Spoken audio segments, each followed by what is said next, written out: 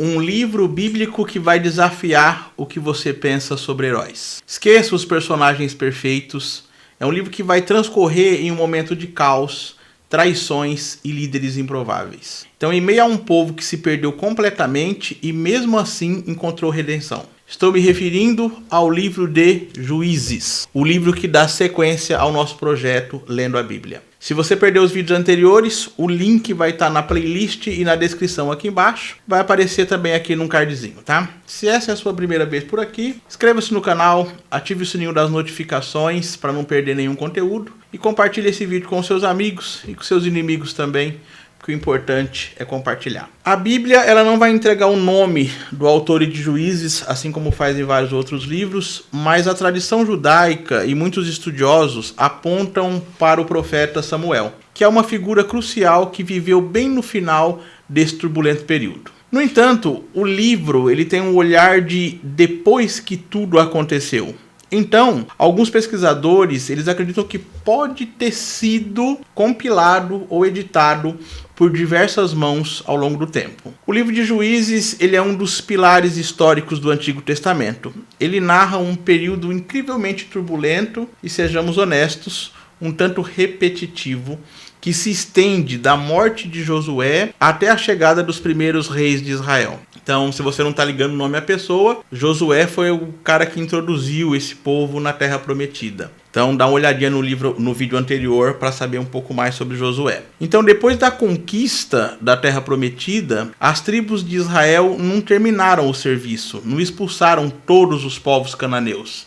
Então, o que aconteceu? Começaram a se misturar, a adotar costumes e, o pior, a adorar deuses pagãos como Baal e Astarote. Então, é nesse cenário de desunião e infidelidade que surgem os juízes. Mas eles não são como os juízes de hoje. Eles eram líderes político-militares carismáticos, levantados por Deus em momentos de desespero para libertar o povo da opressão. Então pense em chefes tribais, heróis de guerra e figuras que surgiam do nada para salvar o dia. O que define o livro de Juízes é um ciclo vicioso que vai se repetir sem parar. Então, como um sinal, Deus permite que povos inimigos como os moabitas, midianitas ou filisteus os oprimam e os dominem. A dor da perda, a escravidão sufocada, e aí o povo de Israel desesperado vai clamar pela ajuda de Deus. Então, em sua infinita misericórdia, como a gente já viu em livros anteriores, Deus vai levantar um juiz para liderar o povo, para poder vencer os inimigos e trazer um período de paz. Então, assim que o juiz morre, ou até antes, o povo volta a pecar e tudo começa de novo. Esse povo não tem jeito. E uma nova montanha-russa de fé e de desvio vai acontecer aqui no livro. O livro é um desfile de personagens que são tudo menos perfeitos. Vou citar o nome aqui de alguns desses juízes para vocês verem o que eles fizeram. Nós temos aí o Otiniel, que é o primeiro, trazendo 40 anos de paz para esse povo. E em seguida você vai ter o Eude, o canhoto que surpreendeu e libertou Israel dos moabitas. Depois você tem uma juíza, que é a Débora, então uma profetisa, uma juíza poderosíssima, uma das poucas mulheres de liderança na Bíblia, que conduziu Israel à vitória contra Sísera. E também a gente não pode esquecer de Jael, que com uma estaca de tenda ele deu um fim no vilão. Nós temos também Gideão, que é um homem que se sentia incapaz, mas que com um exército minucioso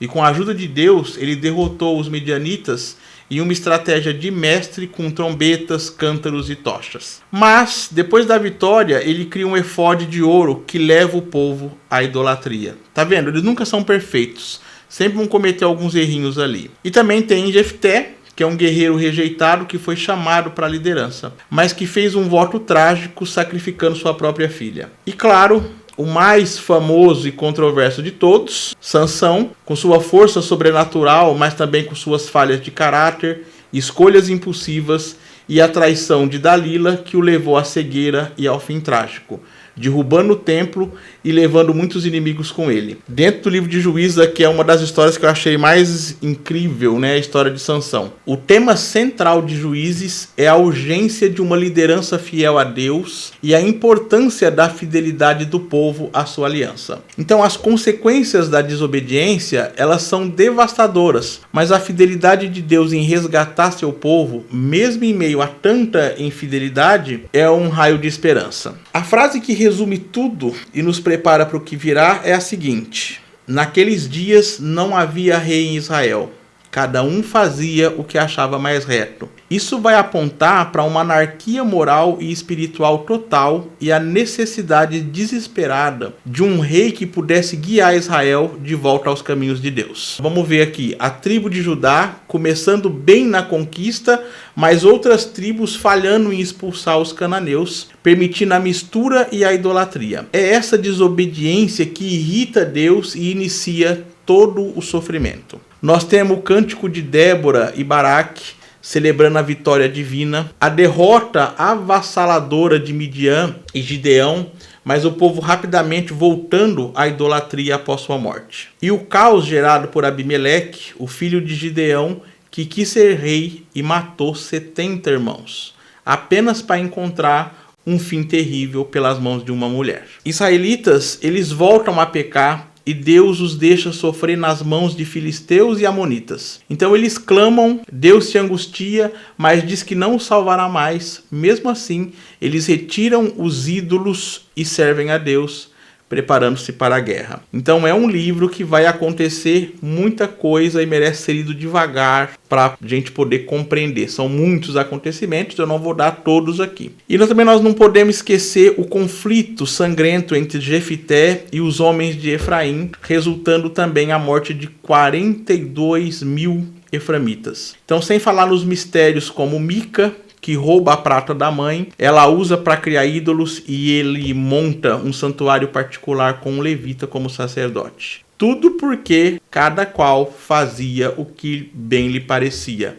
Tá vendo? É um povo que neste momento não tem liderança. Estão soltos, estão fazendo o que quer e virou a bagunça que virou. E também tem a história da tribo de Dan, que, buscando um lugar para poder viver, simplesmente conquista a pacífica Laís e rebatiza e estabelece sua própria idolatria. É engraçado como o líder, né, quando ele sobe, quando ele alcança o seu cargo, ele mesmo quer virar o símbolo da idolatria. Interessante isso aqui dentro do livro também, que acontece até hoje, a gente sabe disso. Então, e para coroar a anarquia, os capítulos finais são de arrepiar. A história da concubina de um levita que é brutalmente abusada e morta por Gibeá. Então, seu corpo é esquartejado e enviado para todo Israel para expor a atrocidade, levando a uma guerra civil sangrenta contra a tribo de Benjamim, que quase foi exterminado. Para repovoá-la, os israelitas precisaram arranjar esposa para os sobreviventes, inclusive incentivando o rapto de mulheres de Silo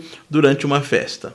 Então é uma verdadeira saga de horror e desespero que você também encontra aqui dentro do livro de Juízes. O livro de Juízes, ele tem os seus pontos fortes e ele tem os seus pontos fracos. O que eu destaco aqui como pontos positivos são histórias dramáticas e envolventes que vão fazer com que você queira continuar a leitura para saber o que vai acontecer. Enfatiza a teimosia do ser humano e a fidelidade também divina que eles tenta não fazer. Você tem Débora, Gideão e Sansão, todos complexos, com virtudes e falhas marcantes. Então você tem o lado muito humano desses personagens. E mostra um reflexo da natureza humana que tem facilidade em se desviar, mas também tem a capacidade do arrependimento. Os pontos que eu destaco como pontos negativos é a ambiguidade moral. Então são cenas e ações que nos fazem questionar como a violência em massa e sacrifícios são perturbadores. A estrutura cíclica pode cansar alguns leitores. É aquela questão que eu disse sempre da repetição. E um outro destaque fica também para a violência explícita e brutalidade. São descrições chocantes de estupro, vingança e guerra. Então, a falta de um líder unificador reflete no caos,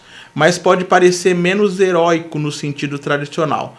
São pontos que eu destaco como negativos, mas não que seja ruim. é que há leitores mais sensíveis, né? E o final também, o final ambíguo, que termina com a frase: cada um fazia o que bem lhe parecia, deixando uma sensação de desolação e a expectativa de uma solução futura. O livro de Juízes é uma obra que nos confronta com a complexidade da fé, da liderança e da natureza humana. É um espelho que reflete a nossa própria capacidade de desviar, mas também a infinita misericórdia de Deus em nos resgatar, mesmo nos tempos mais sombrios. Muito obrigado a você que assistiu o vídeo até aqui. Se você gosta desse tipo de conteúdo, deixa o seu like, inscreva-se no canal e compartilhe. Esse é o Sempre um Livro. Prazer da leitura.